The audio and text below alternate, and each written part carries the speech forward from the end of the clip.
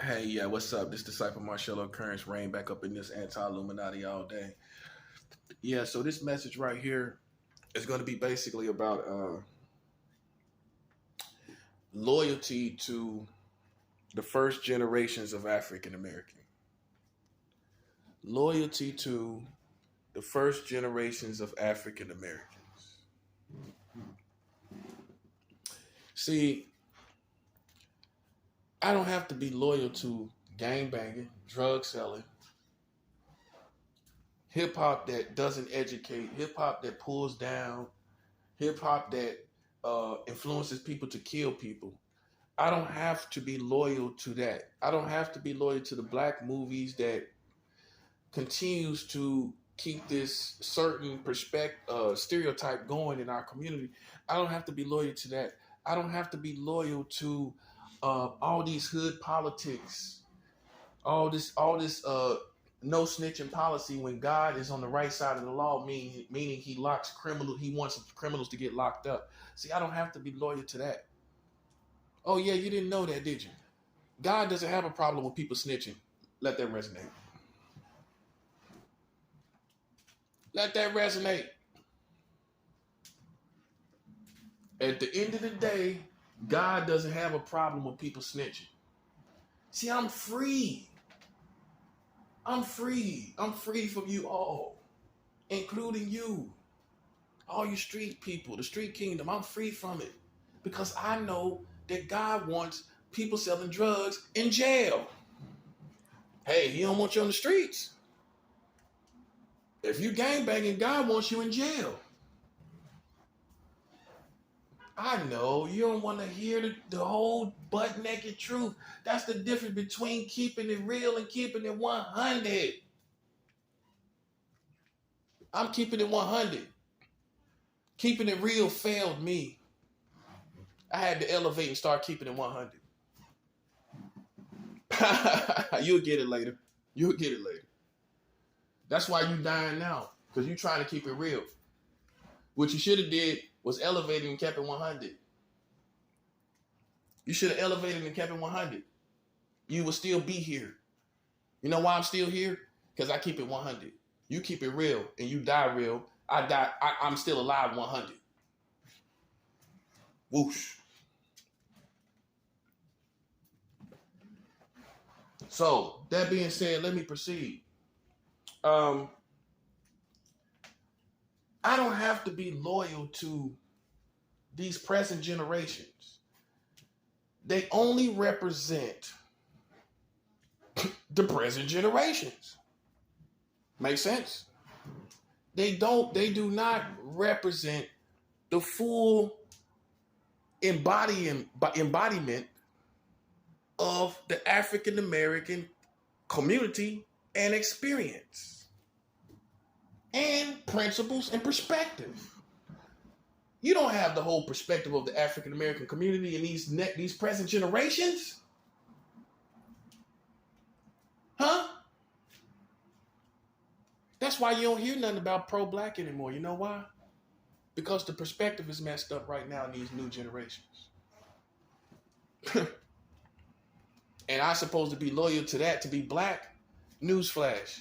And look, I tell anybody to their face, I don't have to be loyal to gang banging culture, drug dealing culture, all this booty shaking culture, stripper culture, to be black. I don't have to be loyal to that. See, the white man, he don't know no better. White America don't know no better. You think I got to be loyal to that because you're a fool. Yeah, you're a fool. You didn't sit and think. You didn't think about it. Yeah, I know. You know why you ain't think about it? Because you ain't attached to it. You ain't a part of it. How can you think about something you ain't a part of? How can you talk about something or think about something that you're not fluid in? You're not fluid in black experience. You're not fluid in black history. You're not fluid in the little dynamics and satellites that only black people know about. You're not fluid in that. You're not savvy in that. So I don't have to be loyal to that. And you thought I did. Well, what's wrong with him? He doesn't seem to do this. He doesn't seem to do that. Because I'm loyal to something you don't even know about. I'm loyal to the first generations of African Americans. Because this part is falling off. I'm going to let that resonate. See, I got you, don't I? Because you thought you had me cornered because you felt I didn't get along with them. I'm going to let that resonate. Oh, yeah, now I got you here. And while you're here, I'm going to tell you about yourself. Let me tell you something. All you black people sitting up watching, let me tell you something.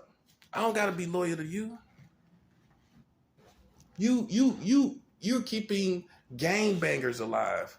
You're keeping gang life alive.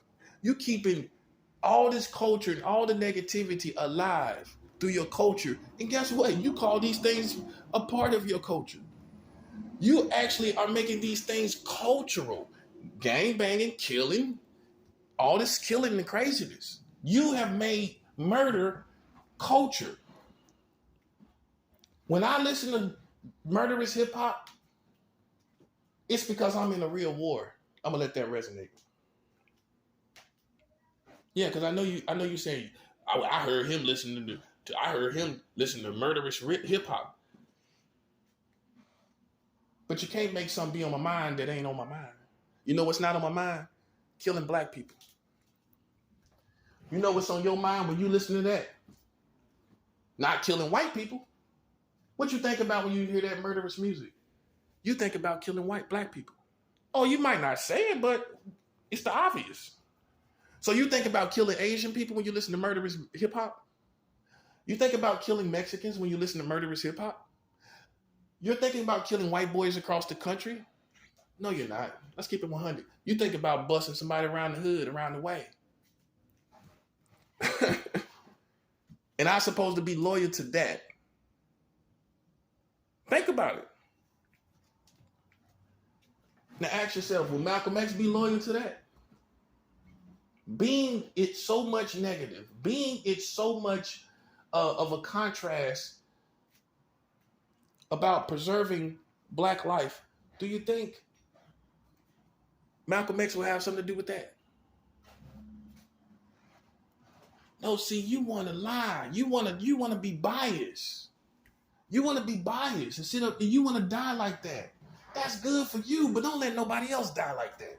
If you choose to die biased, not facing the real facts, not facing the real issues, then you isolate that to yourself. Don't sit up here and lie to these children. Don't sit up here and lie to these young people. Don't sit up and lie to the likes of people my age, in their 30s and 40s. Don't sit up and lie to them talking about you. You got to be loyal to this in order to be black. That's your insinuation. I don't got to be loyal to that, bro. And now I'm free. Because all I got to be loyal to is the first generations, the slave generations, those after slavery, all the way up to the Malcolm X generation. After that, I don't have to be loyal to nothing after the 70s and 80s. I'm going to let that resonate. Oh, you don't want to hear that, do you? You didn't know that I didn't have to be loyal that far back, did you? Well, that's when you start killing each other. Hey, look, are you 100? Are you keeping it real? Which one you doing? I'm keeping it 100%. Because half of y'all biased, and you know where that put you at? 50%. Because you ain't telling the whole truth about the situation. You hiding all kind of stuff that's going on. Let's keep it 100, which makes you 50%. I'm telling everything for what it is. That makes me 100. These kids should listen to me because I'm 100. They shouldn't be listening to you. You deceptive. You had half of the story. You had how no snitch policy has taken over the ghetto. Which means, you know what that means? You're hiding. You're in conspiracy against Africans. I'm going to let that resonate.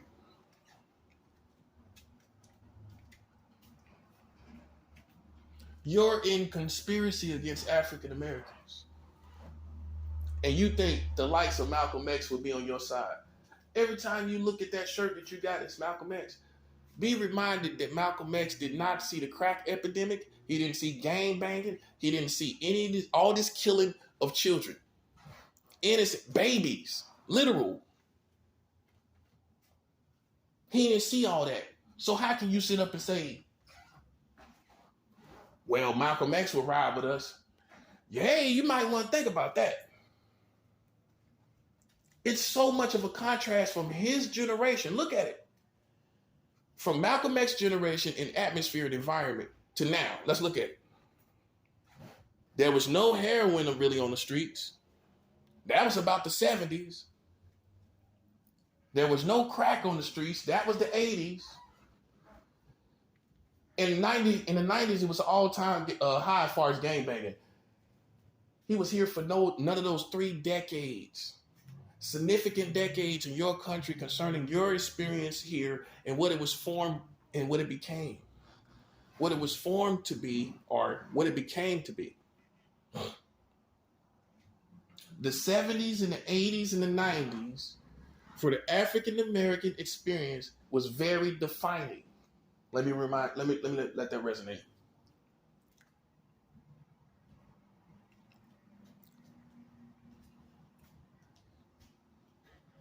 The 70s, the 1970s, the 1980s, and the 1990s. Those were very significant decades that would form and define the African American path and community. See, you lost your way. After Martin Luther King Jr. was assassinated and Malcolm X was assassinated, these white racists got started on you instantly, right after that. Let's look at the timeline. They died in the 60s. Heroin came in the 70s, right? Pretty much. Crack cocaine came in the 80s. They didn't let up. And in the 90s, gangbanging was at an all-time high, right or wrong. 93, 94, 95, gangbanging was crazy. All across the country.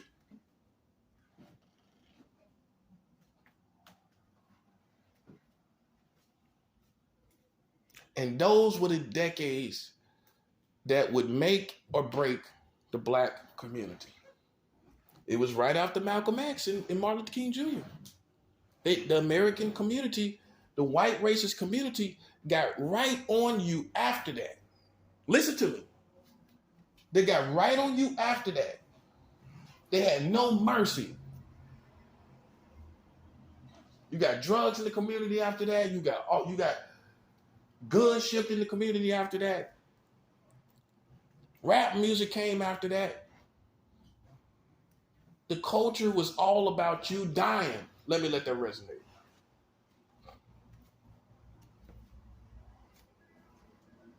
And they told you rap music talked about the struggle. They told you that. Not all of it. Not the part that the kids think is cool. Not the part that I thought was cool as a kid. I wasn't going out the education in rap music. I wasn't going to listening to the survival part of rap music. I listened to the gangbanging and the gangster part. That part. Anybody listen to the educational part of rap music? Was that really the culture? The culture was death on Africans. That was the culture of the influence of rap music.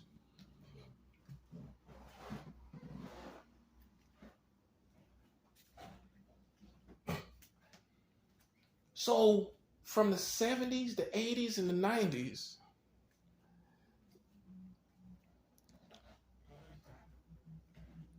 the African American experience was being demolished down here. It was being demolished down here.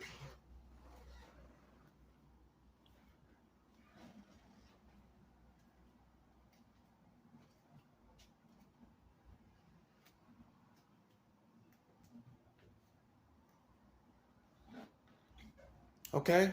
So you've lost your way. I don't have to identify with it. Now some people say, well, forsake us, you're forsaking us in the time that we need you. Nope. You've been doing it too long to say something like that. You've been doing this for 50 years plus. It's not forsaking you in the time that you're in need.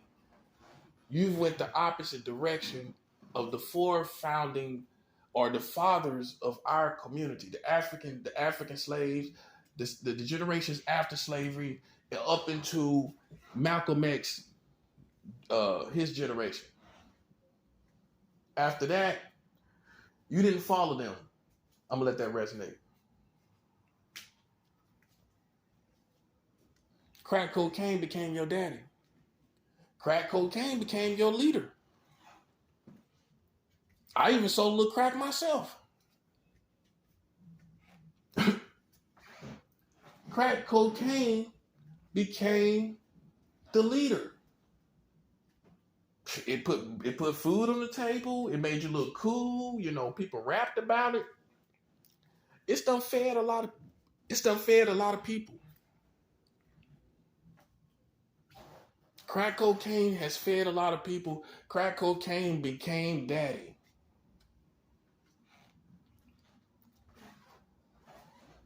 Hey, most people got to submit to something. Most people, community, got to submit to something. You submitted to crack cocaine. I know you don't want to hear it like it is. You submitted to crack. Even I submitted a little bit. I sold it a little bit. I was interested in selling a little bit. I'll say I bowed the knee a little bit. I didn't totally submit. I bowed the knee though.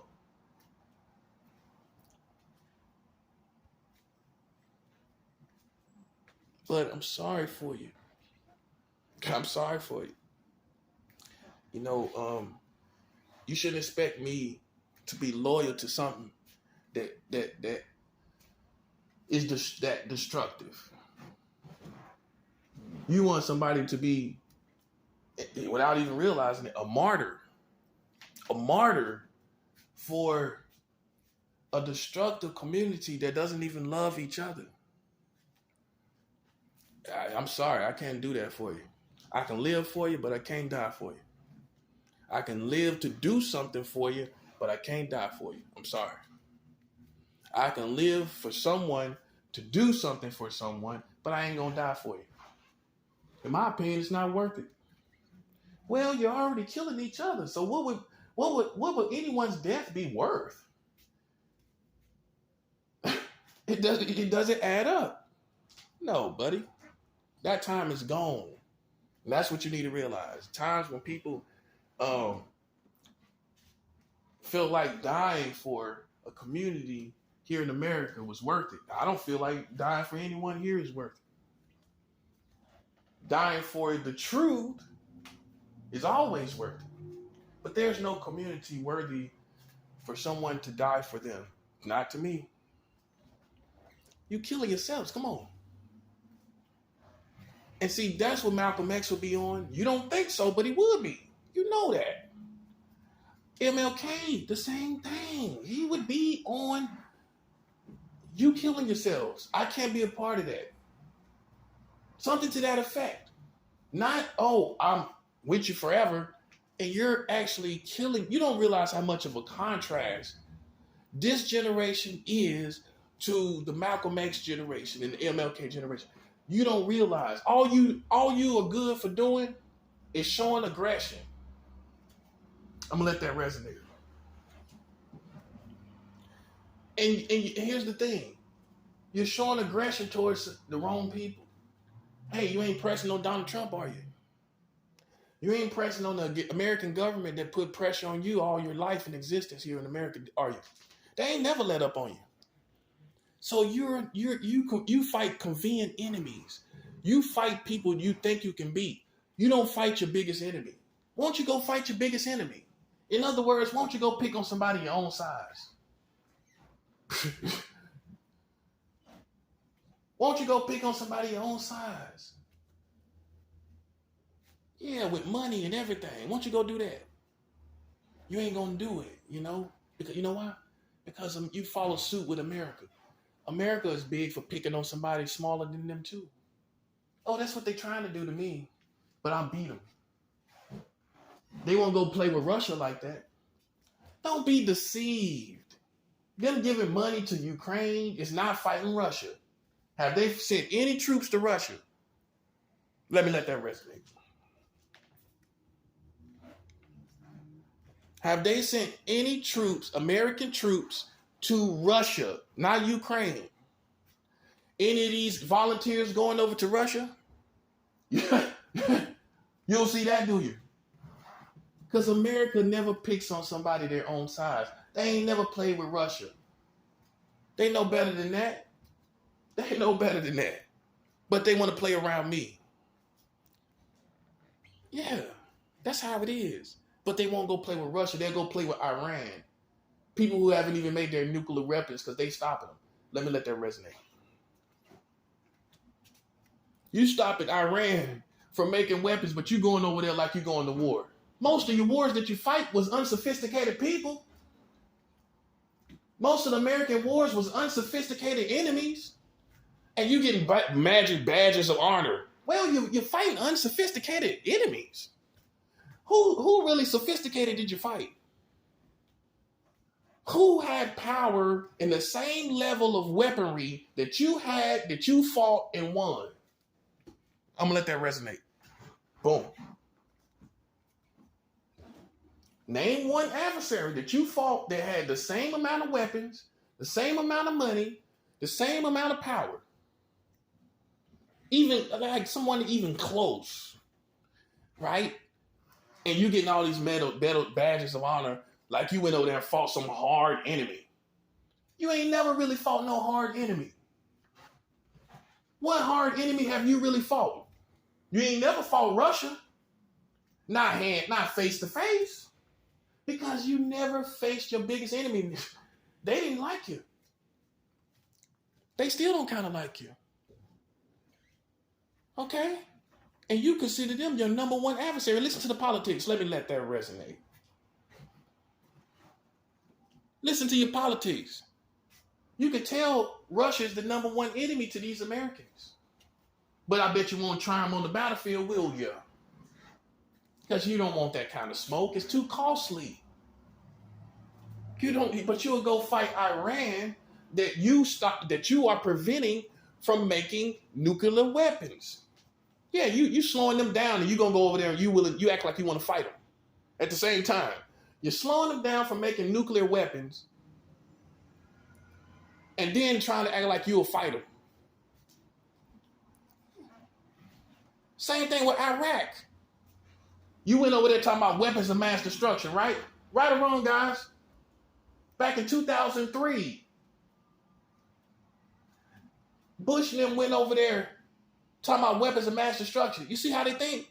Why are you worried about they weapons of mass destruction? That's B-100.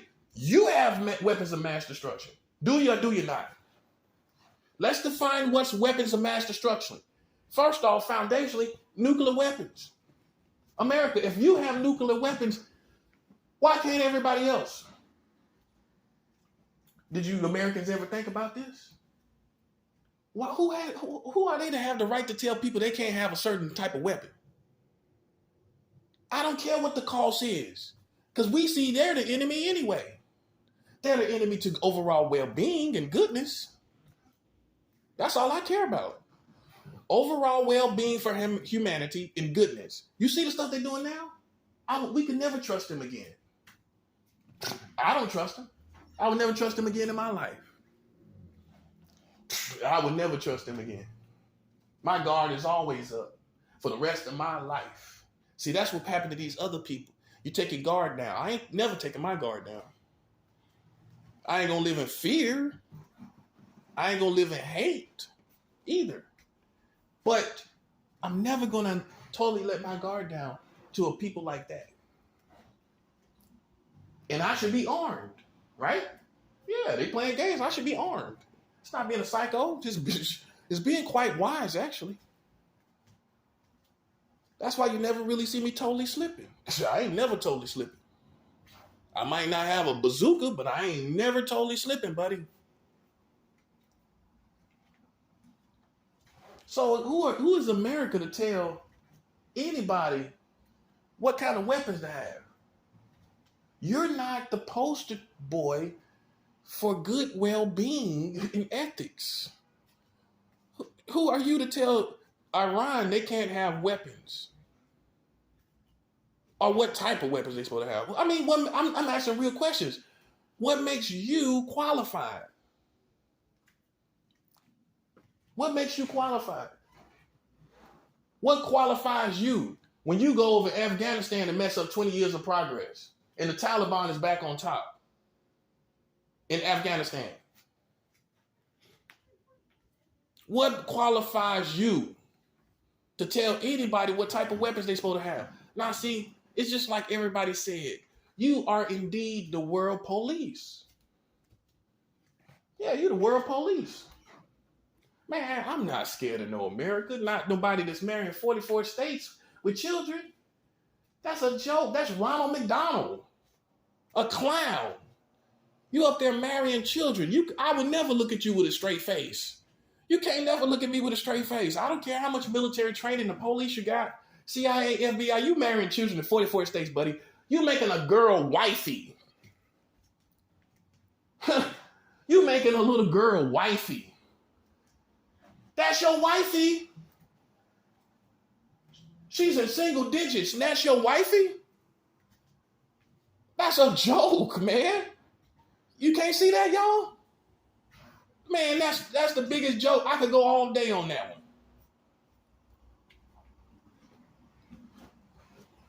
When y'all go out to eat, you and your wifey, for y'all that's married to children, when y'all go to Denny's or IHOPs, do you sit at the kiddie table with her, or do she come to the adult table? For all you Americans that's marrying children, when y'all go to Denny's and restaurants, do she sit at the kiddie table? Do your wifey sit at the kiddie table? Oh, do she get a high chair?